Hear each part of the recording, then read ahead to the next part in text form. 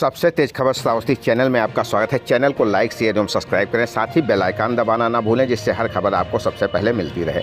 बढ़ते हैं खबरों की तरफ। श्रावस्ती जनपद के गिलौला इलाके में सपा के द्वारा प्रथम भगवान परशुराम की मूर्ति स्थापित कर मंदिर की स्थापना की गई। आपको बता दें, सपा के द्वारा घोषणा की गई थी कि उत्तर प्रदेश के सभी जनपदों में परशुराम भगवान का मंदिर बनाया जाएगा, जिसके क्रम में श्रावस्ती जनपद के गिलौला इलाके के झारखंडी मंदिर पर भगवान परशुराम की मूर्ति की स्थापना की गई, जिसकी स्थापना करने राष्ट्रीय सचिव, राष्ट्रीय प्रवक्ता एवं पूर्व कैबिनेट मंत्री प्रोफेसर अभिषेक मिश्रा मौके पर पहुंचे। तस्वीरें आपकी स्क्रीन पर श्रावस्ती जनपद के गिलौला इलाके का यह पूरा मामला है, जहां पर पहुंचकर पूर्व मंत्री ने भगवान परशुराम मूर्ति स्थापना की। उत्तर प्रदेश के श्रावस्ती जिले से भगवान परशुराम की मूर्ति की स्थापना की शुरुआत हुई है। श्रावस्ती जिले के गिलौला इलाके के झारखंडी महादेव मंदिर में भगवान परशुराम की मूर्ति की स्थापना की गई है। मूर्ति की स्थापना भगवान परशुराम चेतना पीठ के संस्थापक व सपा नेता अभिषेक मिश्रा ने की। इस दौरान अभिषेक मिश्रा ने कहा कि उत्तर प्रदेश में जब समाजवादी पार्टी की सरकार थी, तब समाजवादियों ने ही भगवान विष्णु के छठे अवतार भगवान परशुराम की जयंती की घोषणा की थी, और जैसे ही भारतीय जनता पार्टी की सरकार बनी, इन्होंने उसे खत्म कर दिया। यहाँ पर पहुँचे नेता का भव्य स्वागत हुआ। उन्होंने बताया कि हम उत्तर प्रदेश के हर जिले में भगवान परशुराम का मंदिर बनाएंगे, और इसके साथ ही 108 फीट की एक सबसे बड़ी और सबसे महंगी प्रतिमा लगाएंगे, जो कम से कम 4-5 हज़ार साल चलेगी। आज इसकी शुरुआत श्रावस्ती जिले के गिलौला इलाके के प्राचीन झारखंडी महादेव मंदिर में भगवान परशुराम की मूर्ति स्थापित करके की गई है। इसके साथ ही अभिषेक मिश्रा ने सपा कार्यकाल की उपलब्धियां भी गिनाई। उन्होंने कहा कि इन 4 सालों में बीजेपी सरकार में कुछ नहीं मिला है, जो मिला है वो है बेरोजगारी और ब्राह्मणों की हत्या। आज हर जिले में निर्भया जैसे केस हो रहे हैं। उत्तर प्रदेश के मुख्यमंत्री बिहार में घूम रहे हैं। बिहार में उन्हें मुख्यमंत्री बनना है क्या?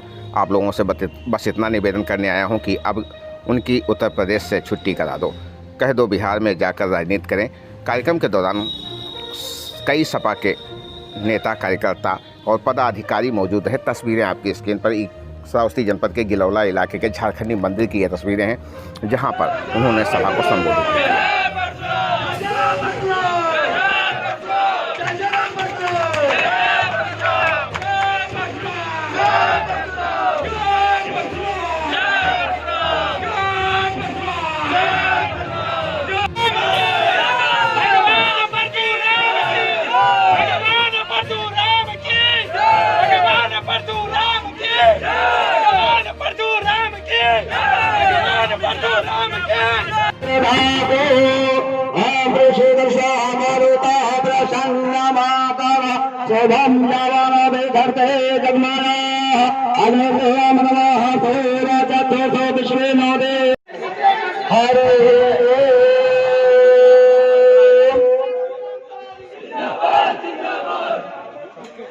आरती करें।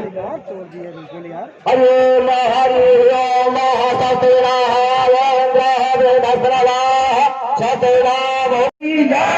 बोले भगवान परशुराम महाराज की जय।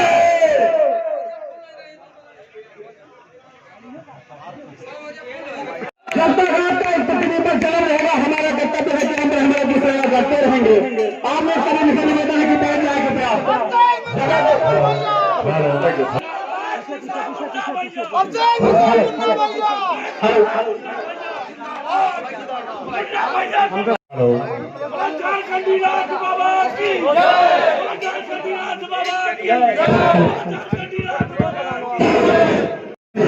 जिला पंचायत माननीय घनश्याम तिवारी जी को निवेदन करूंगा कि माननीय मंत्री जी अभिषेक मिश्रा जी को माल्यार्पण कर उनका स्वागत करें।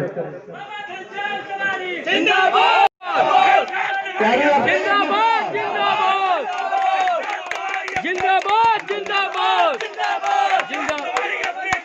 जिंदाबाद जिंदाबाद जिंदाबाद जिंदाबाद।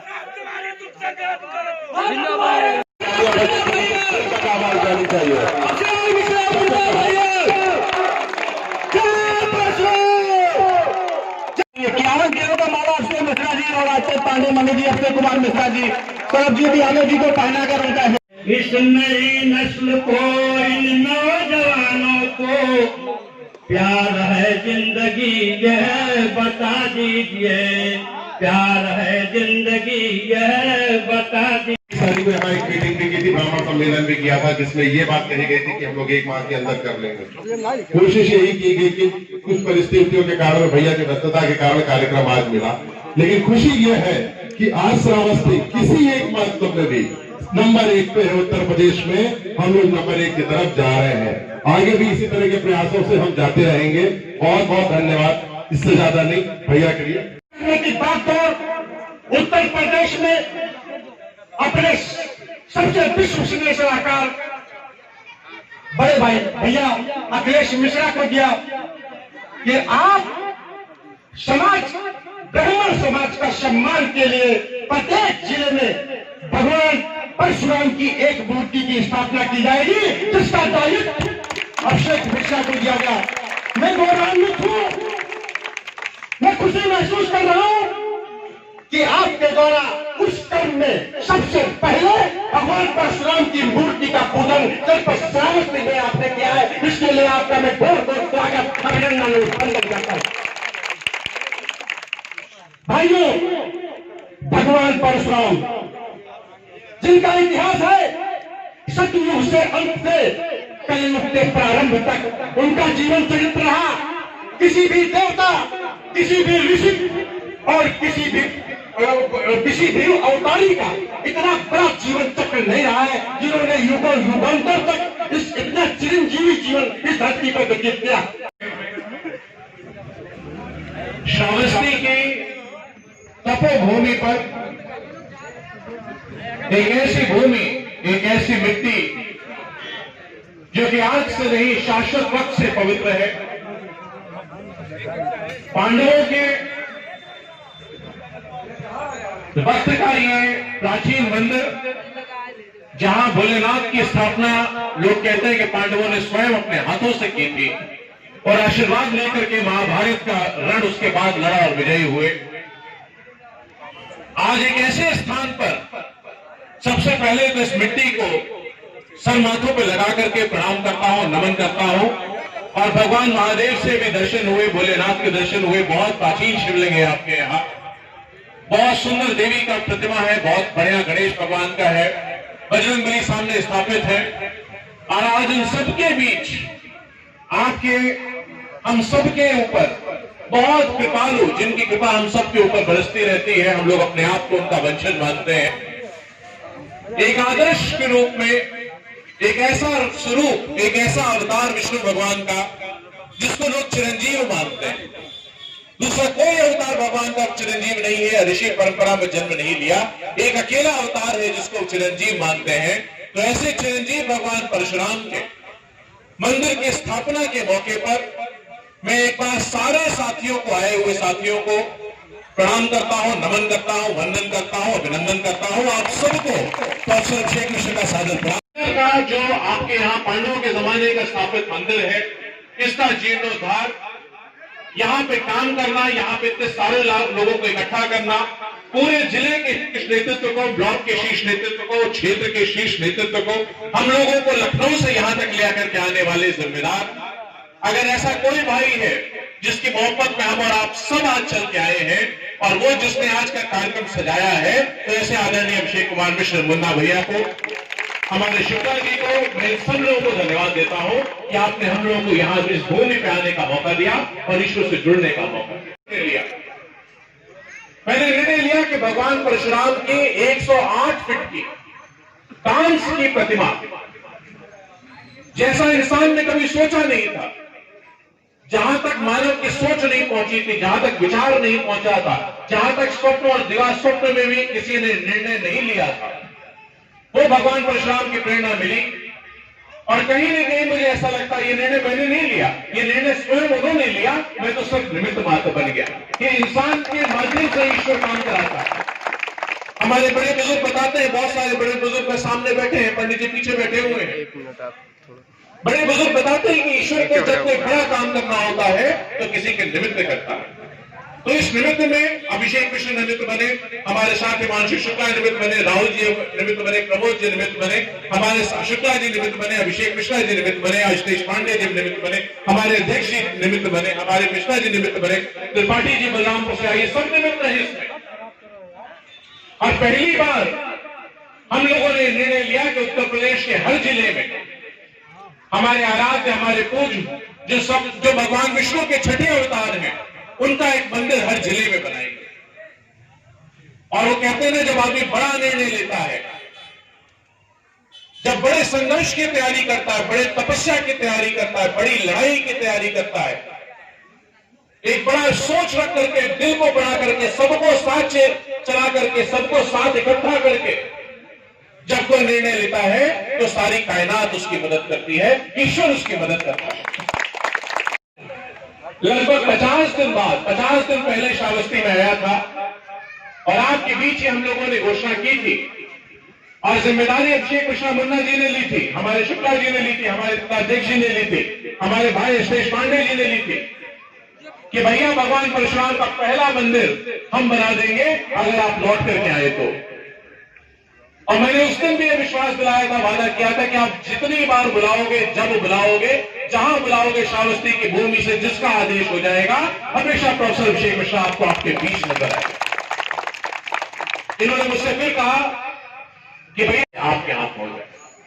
तो इस समय चुनाव का वक्त था, हम लोगों को बहुत सारा काम था, लेकिन जैसे इन्होंने कहा कि नहीं, मंदिर पहुंचना है, सबका प्यार, सबका आशीर्वाद मिलेगा, सारे साथी होंगे, सारे गांव वाले होंगे, ब्लॉक के सारे लोग होंगे, जिले के सारे लोग होंगे, एक बहुत बड़ा कार्यक्रम, एक ऐतिहासिक कार्यक्रम, वो भी पांडवों के स्थापित मंदिर पे भोलेनाथ के आशीर्वाद लेते हुए करना है। तो मैं सारी चीजें छोड़ करके मैंने कहा, सबसे पहले सबसे बड़ी सत्ता, सबसे बड़ा दरबार अगर है तो भोलेनाथ का है, भगवान परशुराम का है, ब्रह्मा विष्णु का है। और एक और बात बहुत अच्छी हुई, एक बहुत अच्छा संयोग है आज, वो है महामाई का नवरात्र चल रहा है। इससे पुण्य दिन कौन से हो सकते थे? इस अभीष्ट चिंतन का, इस निर्णय का, इस संकल्प का, इस प्रण का, इस व्रत का फलीभूत होने का कि माता के नवरात्र के दिन उसमें पूर्ण हो जाए। नवरात्र के मौके पर मैं जितने साथी हैं जो हमारे ऋषियों ने लिखा, मैं वो आपको प्रेषित करना चाहूंगा, वो आशीर्वाद के रूप में, छोटों के लिए, बड़ों के साथ में। और मैंने ये मन बनाया था कि 1000 दिन के अंदर बनाऊंगा हर जिले में एक मंदिर। 50वें दिन भगवान ने पहला बनवा दिया है और मुझे बताते खुशी है कि 5 जिलों में और बन रहा है। ईश्वर ने चाहा तो अगले 50 दिन, 60 दिन के अंदर अंदर उन 5 जिलों में भी भगवान का मंदिर का आरती करने का सौभाग्य मुझको मिलेगा। और इतना आपसे वादा करके जा रहा हूं क्योंकि आपकी जगह मेरे जीवन में, मेरे निर्णय में, इस प्रयोजन में, ये जो मकसद, जो हमने उद्देश्य पकड़ा है, इसमें सबसे अहम, सबसे महत्वपूर्ण रहेगा क्योंकि शुरुआत आपके आशीर्वाद से हुई है।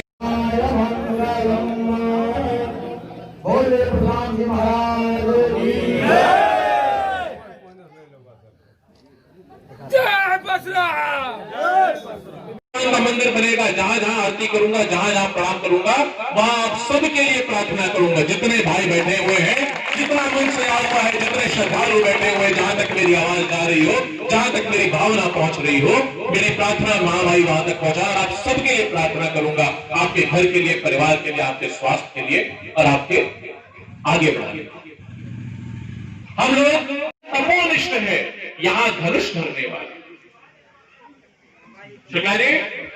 कौन नर तपोनिष्ठ है? देखिए, ध्यान देना आप कि कौन नर तपोनिष्ठ है, यहां धनुष धरने वाला, एक साथ यज्ञ अग्नि और 80 की पूजा करने वाला। क्योंकि शस्त्र और शास्त्र दोनों जरूरी है। जब शस्त्र शास्त्र द्वारा मर्यादित होता है तो सही दिशा में चलता है, और जब शस्त्र सही दिशा में चलता है तो शास्त्र की मर्यादा बची रहती है। तो शस्त्र और शास्त्र दोनों स्वरूप जरूरी है कि कौन नर तपोनिष्ठ है, यहां धनुष धरने वाला। आप स्वरूप देखो कितना सुंदर स्वरूप है भगवान का। और एक साथ यज्ञ अग्नि और 80 की पूजा करने वाला। और जवाब दिया रामधारी सिंह दिनकर जी ने इसका कि कहता है इतिहास, जगत में हुआ एक ही नर ऐसा। कहता है इतिहास, जगत में हुआ एक ही नर ऐसा, रण में कुटिल ताल समक्रोधी। गुस्सा आ जाए तो फिर कोई नहीं बचा सकता। वो तेवर भी जरूरी है कहीं ना कहीं हमारे आपके चरित्रों में, कि रण में कुटिल ताल समक्रोधी और तप में महासूर्य जैसा, तप में महासूर्य जैसा। ये भगवान परशुराम का स्वरूप है। अगर उत्तर प्रदेश नहीं संभल रहा तो फिर बिहार में रहे। अरे उत्तर प्रदेश में इतना काम है, क्यों उत्तर प्रदेश छोड़ के घूम रहे? आज हमारे किसान परेशान है, नौजवान परेशान है, बच्चियां परेशान है, हमारा सरकारी कर्मचारी परेशान है। मंडियां खत्म करी जा रही हैं, एमएसपी मिल नहीं रहा हमारे किसान को। मैं आपको इतना वादा करने आया हूं, अभी तो उनकी 2 साल की सरकार बाकी है, इसलिए कह रहा हूं मांग लेना। जो भी आपके पास, जो विधायक हो, जो सांसद हो, जो मंत्री हो, जो मुख्यमंत्री हो, मांग लेना सब जाकर के।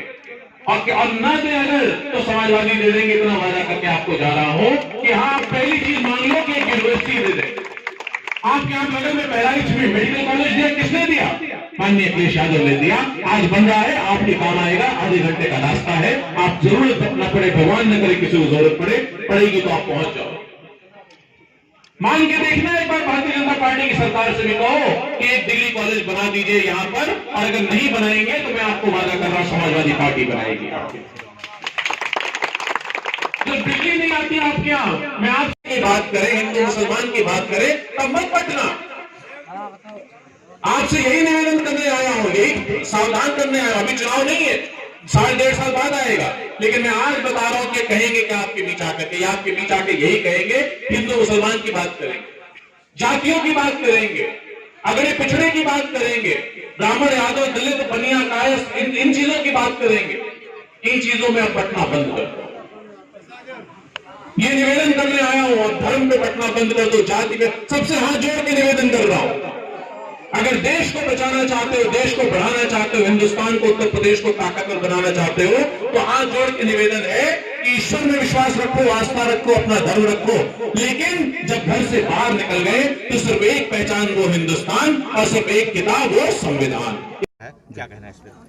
देखिए, समाजवादी पार्टी की जब सरकार थी, आपको याद होगा, भगवान विष्णु के छठे अवतार भगवान परशुराम की जयंती की घोषणा समाजवादियों ने की, और ये सरकार भारतीय जनता पार्टी की जैसी ही बनी, इन्होंने खत्म कर दिया। इन्होंने ये कहा ये तो भगवान ही नहीं है, ये तो महापुरुष हैं, उस नाम पे खत्म कर दिया। हम लोगों ने तब से इसका विरोध शुरू किया था, हमने तब से इसकी घोषणा की थी, तब से हम इस पे काम कर रहे हैं कि उत्तर प्रदेश के हर जिले में एक भगवान परशुराम का मंदिर हम बनाएंगे, और 108 फीट की दुनिया की सबसे बड़ी, सबसे शानदार, सबसे अप्रतिम, सबसे अद्वितीय, सबसे महंगी प्रतिमा एक और लगाएंगे, जो कि ब्रॉन्ज की होगी, जो कि कम से कम 4-5 हज़ार साल चलेगी। आज उसका पहला मंदिर पांडवों के बनाए हुए शिवलिंग की स्थापना जो हुई थी एक प्राचीन मंदिर पे श्रावस्ती जिले में, उसमें झारखंडेश्वर महाराज की भूमि पे स्थापित हुई है। पहला मंदिर बना है भगवान परशुराम का। आज उत्तर प्रदेश की ये शुरुआत है। मैं धन्यवाद देता हूँ ईश्वर को, आप सब लोगों को, कि हम लोगों को ये मौका मिला, हम लोग निमित्त बने इसके, कि हमारे हाथों इसका पहला पूजन हुआ। ये मेरा सौभाग्य है, और उत्तर प्रदेश के हर जिले में 1000 दिन के अंदर अंदर बनेगा मंदिर, ये मैं आश्वासन दिलाता हूँ और भगवान से प्रार्थना करता हूँ। देखिए, क्राइम तो आप अगर एनसीआरबी का डेटा देखें, जो कि भारत सरकार का गृह मंत्रालय, जो कि भारतीय जनता पार्टी में पूर्व राष्ट्रीय अध्यक्ष थे माननीय अमित शाह साहब, उनका मंत्रालय है, उन्होंने जो डेटा 2018 में दिया, 2019 में दिया, दोनों के हिसाब से उत्तर प्रदेश क्राइम में सबसे खराब स्थिति पर पहुंच गया है। उत्तर प्रदेश में पूरा जंगल राज हो गया है, महिलाओं के खिलाफ क्राइम ऐसे हो गए, हर जिले में निर्भया केस एक हो रहा है, और उसके खिलाफ किस तरीके से सरकार काम कर रही है वो आपके सामने। 7-7 दिन एफआईआर नहीं लिखी जाती, 15 दिन बाद एसआईटी होती है, 14 दिन बाद बच्ची को इलाज के लिए दिल्ली भेजा जाता है, अगर वक्त पे दे देते तो शायद बच जाती है उसकी जान। तो ये सरकार बिल्कुल भी गैर जिम्मेदार सरकार है, पूरी तरह से जंगल राज स्थापित कर दिया सरकार ने। जनता त्राही त्राही कर रही है, और 2022 के लिए जनता ने मन बना लिया कि समाजवादियों को जिम्मेदारी मिलने जा रही है। गिलोला के बाद उनका काफिला इकौना कस्बे में पहुंचा, जहां पर बेचू बाबा मोहल्ले में स्थित रामकुमार शुक्ला के घर उनका काफिला पहुंचा, जहां पर उनका भव्य स्वागत किया गया। तस्वीरें आपकी स्क्रीन पर। इस दौरान पूर्व विधायक और तमाम पदाधिकारी कार्यकर्ता मौजूद रहे, जिन्होंने उनका भव्य स्वागत किया। इकौना कस्बे की ये तस्वीरें, जहां पर पहुंचे हुए पूर्व मंत्री का भव्य स्वागत हुआ। इसके बाद उन्होंने प्रेस वार्ता भी की, जहां पर प्रेस वार्ता के दौरान उन्होंने भाजपा सरकार पर जमकर निशाना साधा और साफ शब्दों में कहा कि आखिरकार भाजपा सरकार ने अपने कार्यकाल में किया ही क्या है, इसका कोई जवाब नहीं है। इकौना की ये तस्वीरें, जहां पर पहुंचे प्रदेश मंत्री का भव्य स्वागत किया गया। इस दौरान तमाम पदाधिकारी कार्यकर्ता आदि लोग मौजूद रहे। तस्वीरें आपके सामने।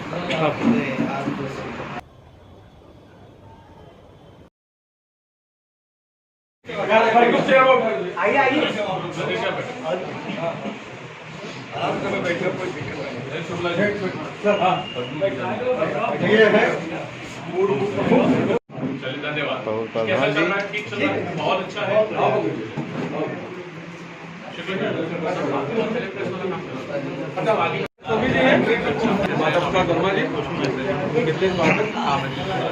राजेश पांडे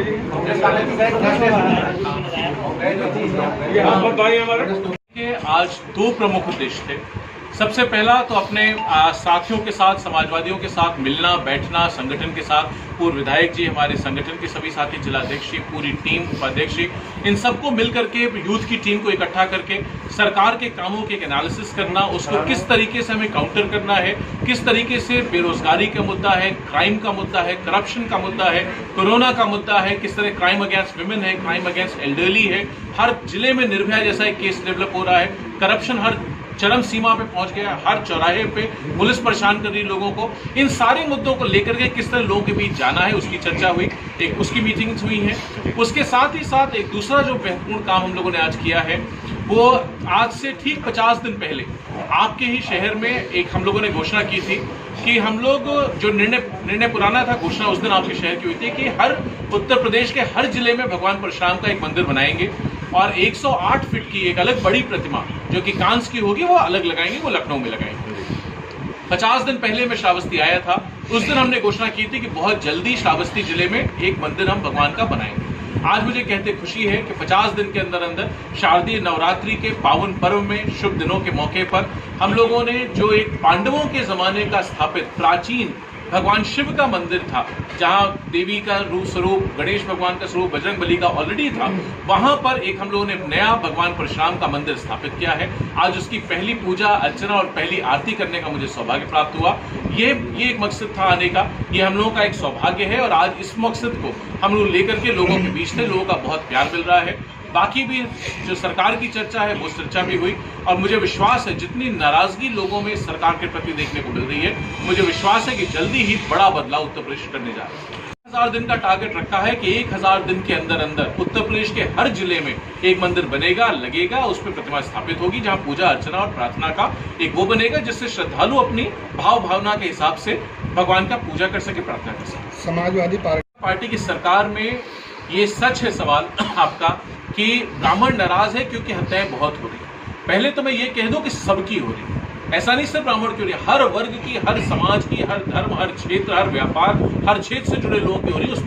उसमें लोगों में आक्रोश है। लेकिन हाँ, जहां तक आपने ब्राह्मण का सवाल पूछा, निश्चित रूप से ब्राह्मण आज आंदोलित है, आक्रोशित है, उत्तेजित है, वो अपने आप को अपमानित महसूस कर रहा है, तिरस्कृत महसूस कर रहा है। उसको ये महसूस हो रहा है कि मेरे खिलाफ जानबूझ करके शायद सरकार को जो करना चाहिए वो नहीं कर रही है, अत्याचार कर रही है, अन्याय कर रही है। जिस लेवल का सपोर्ट उसको न्यायोचित कार्य के लिए, न्यायोचित प्रक्रिया में जिस तरीके का थाने पे उसकी सुनवाई होनी चाहिए, उसको सुनवाई तहसील पे होनी चाहिए, जिला मुख्यालयों पर होनी चाहिए, विधायक और मंत्रियों के होनी चाहिए, भारतीय जनता पार्टी के जिला नेतृत्व पे, मुख्यालयों के नेतृत्व पे, विधायकों के दरवाजे पे होनी चाहिए, वो उसको सम्मान जानबूझ के नहीं मिल रहा है। ऐसा उसकी भावना डेवलप हो रही है और हर वर्ग को यह भावना डेवलप हो रही है। ब्राह्मणों की नहीं है बात, हर समाज की। समाजवादी लोग हर समाज को, हर वर्ग को, हर धर्म को सम्मान करना जानते हैं और जो हिंदुस्तान के संविधान में सोशलिस्ट सेक्युलर डेमोक्रेटिक रिपब्लिक का जो हमारे प्रियम्बल में जो आइडियाज रखे गए उनको मान के चलते हैं। मैं ये कहना चाहूंगा कि जो भी आदमी, अगर आप अपने ऊपर होते हुए अपमान का, अपने ऊपर होते अन्याय की अगर आप लड़ाई नहीं लड़ेंगे तो अन्याय आपके ऊपर नहीं लड़ेगा। रुकेगा। आपको निश्चित रूप से सबको इकट्ठा होकर के, सबको एकजुट होकर के, सारे लोगों को एक बंधन में पिरो के, मोहब्बत के डोर में बंध करके, नफरत और वो चीजें जो हमको बांटती हैं, चाहे हिंदू मुसलमान की लड़ाई हो, चाहे धर्म और जाति की लड़ाई हो, उनसे भारतीय जनता पार्टी के उस एजेंडा को, जो नफरत फैलाने का एजेंडा है, हिंदू मुसलमान में लड़ाने का एजेंडा है, जातियों में बांटने का एजेंडा है, उसको दूर करके, उसको तोड़ करके सबको इकट्ठा होने की जरूरत है और उत्तर प्रदेश को दोबारा विकास के रास्ते पे, डेवलपमेंट के रास्ते पे, इकोनॉमिक ग्रोथ एंड प्रोग्रेशन के रास्ते पे, एम्प्लॉयमेंट जनरेशन एंड क्रिएशन के रास्ते पे, ग्रॉस वैल्यू एडिशन के रास्ते पे, बजट के रास्ते पे हमको ले जाना होगा। और उसकी जिम्मेदारी अगर उत्तर प्रदेश में कोई निभा सकता है आज, तो सिर्फ माननीय अखिलेश यादव निभा सकते हैं, सिर्फ समाजवादी निभा सकते हैं। आपने कहा जोड़ने के लिए, मैं तो कहना चाहूंगा हमारा संस्कार ही जुड़ा हुआ है। हमारे समाजवादी पार्टी की जो विचारधारा है वो सर्वे भवन्तु सुखिनः सर्वे सन्तु निरामया की विचारधारा, सबको साथ लेके समानता में लेके चलने की बात है। और जोड़ना तो तब पहली बार होगा जब पहले नहीं थे। हमारा तो संस्कार है, आप उठा के देखिए, चाहे भूषण तिवारी जी की बात हो, चाहे जनेश्वर मिश्र जी की बात हो, चाहे किसी, बहुत सारे नाम हम और आप उस सिलसिले में ले सकते हैं। तो वो तो हमारा विचार है, हमारा संस्कार है। वो लोग हैं जो समाजवादी पार्टी के फाउंडर्स के साथ के हैं, माननीय नेताजी के साथ के लोग हैं, जिन्होंने समाजवादी विचारधारा को, समाजवादी विचार को और समाजवादी पार्टी को, तीनों को सींचा है। और हमारा संस्कार है लगातार, ब्राह्मण तो हमारा जड़ में है और निश्चित रूप से हमेशा साथ रहा है, आगे भी साथ देगा। मंत्री संगठन और क्यों नहीं होगा? जब अगर आप प्यार कर रहे हो, समाजवादी पार्टी के राष्ट्रीय अध्यक्ष जी हमको आपको चाहते हैं, प्यार करते हैं, हम लोग उसका उदाहरण है। प्रोफेसर अभिषेक मिश्रा का राजनीति से कोई लेना देना नहीं था, मेरे घर परिवार में किसी ने राजनीति नहीं की, कभी खानदान में राजनीति नहीं की किसी ने।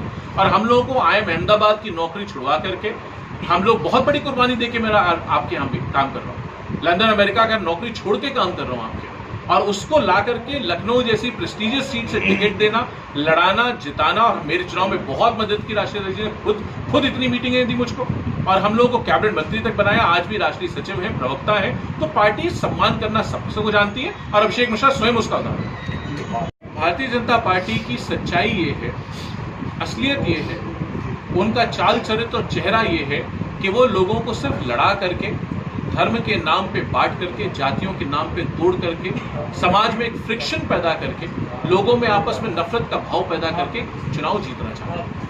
और जिस तरीके का आज जितना काम समाजवादियों ने किया था, चाहे एक्सप्रेसवे की बात हो, चाहे मेट्रो की बात हो, चाहे बेरोजगारी भत्ता की बात हो, चाहे लैपटॉप बांटने की बात हो, चाहे किसान के बिजली का बिल कम करने की बात हो, किसान का इरिगेशन मुफ्त करने की बात हो, नौजवानों को रोजगार देने की बात हो, नौजवानों के सम्मान में काम करने की बात हो, बेटी और बच्चियों के लिए काम करने की बात हो, 1090 की बात हो, 102, 108 एम्बुलेंस की बात हो, पुलिस को मजबूत करने की बात हो, नई MBBS की सीट्स क्रिएट कर, उन सबको, सब चीज पे, क्षेत्रों पे अगर आप काम देखेंगे तो समाजवादियों ने किया। बहराइच में आने वाली आपकी जो मेन सड़क है वो समाजवादियों की दी हुई है, जो पुल है वो समाजवादियों के दिए, जो सबस्टेशन है वो समाजवादियों का दिया हुआ है। और मैं आपसे कहना चाहूंगा, आप क्यों सवाल नहीं पूछते भाजपा वालों से? क्यों? मैं आज कहता हूं आपसे कि आप मांग के देखो कि एक यूनिवर्सिटी की स्थापना श्रावस्ती में होनी चाहिए। क्यों नहीं हो सकती? आज लिटरेसी के रेट में आज भी one of the lowest literacy rate में उत्तर प्रदेश में खड़ा, ग्रॉस वैल्यू एडिशन में one of the lowest rate पे, GSDP one of the lowest rate में है श्रावस्ती का। इन सब पे हमको काम करना होगा। क्या कर रही है भारतीय जनता पार्टी की सरकार? सब कुछ तो दे दिया आपने, double engine, triple engine, 4 engine, क्वांटा, पेंटा, जितने इंजन है, सारे इंजन तो है आज उनके पास। अब क्या बचा उनके पास? लेकिन आप मुझे बता दो, 7 साल में भारतीय जनता पार्टी की भारत सरकार ने कोई एक काम आपके जिले में किया? या 4 साल की 4 बजट हो गए, 5वां बजट आने माननीय योगी आदित्यनाथ जी का, उसके बाद तो माननीय अखिलेश यादव बजट प्रस्तुत करेंगे। तो इस बजट में आपको 4 बजट में कुछ भी मिला हो यहाँ पर जो कि बीजेपी की सरकार ने आपको दिया? आपके विधायक क्या कर रहे हैं? आपके सांसद क्या कर रहे हैं? क्यों नहीं कर रहे काम? क्यों आप सवाल नहीं पूछते? क्यों जनता नहीं पूछती उनसे? मैं आपको ईमानदारी से बता रहा हूं, मैं जितना क्षेत्र घूम के आ रहा हूं, कई गांव आज गया हूं, कई बाजारों में बैठा हूं, कई दुकानों में, बाजारों में पैदल चल के आ रहा हूं, उन जगहों पे जिस लेवल की नाराजगी देखने को मिल रही है, मुझे लगता है आपकी भारतीय जनता पार्टी के विधायकों को लोग गांव में घुसने नहीं देंगे।